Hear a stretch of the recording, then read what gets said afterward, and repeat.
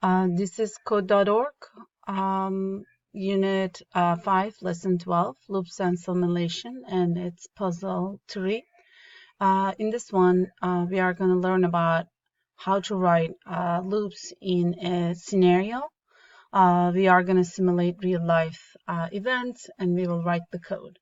So we will start small. We are going to simulate flipping a coin 10 times.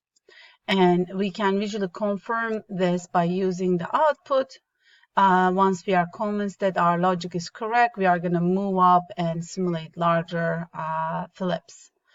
So the logic will be a while loop that will simulate a flipping a coin repeatedly by generating a random number by using random number function.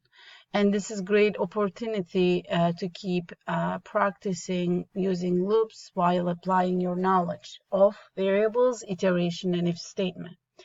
Now, we are going to write, okay, so here, I can't write. Okay, so here show text. And I will write right now, function, comment. First thing we are going to write is we want to flip a coin and generate a random number. So we are going to first thing is random number. And then it's going to be between 0 and 1. 1. And then I will write a program that uses a while loop for 10 times. And you need a counter in while loop. So I'm going to go ahead and define my variable for count, var count equals to 0. So we start again. All right.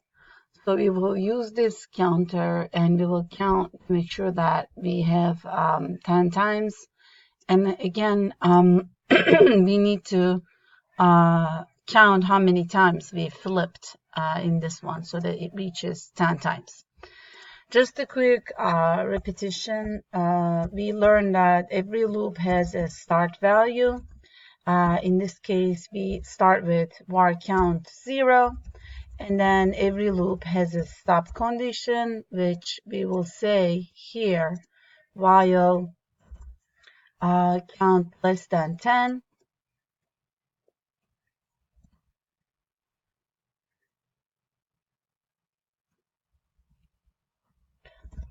And we are going to have a repeat condition,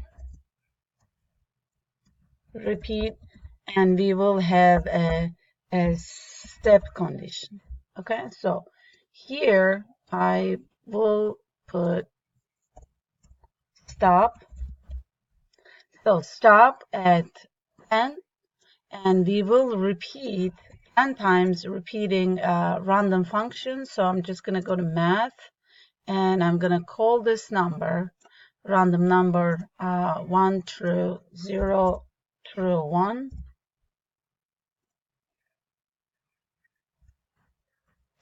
And they want me to write this on the screen, so I'm going to write this, and rather than text value, I'm going to call this function random number and print this one inside the right function.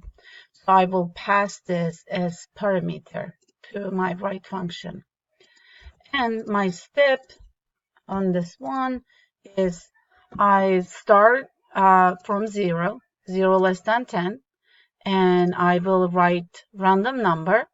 But if I run this program, this will never end because I didn't stop this condition. So in order to stop, 0 has to become 10. So I'm going to increment count equals to count plus 1. And let's see if it stops. 2, 4, 6, 8, 10. It stops. So that is for this site.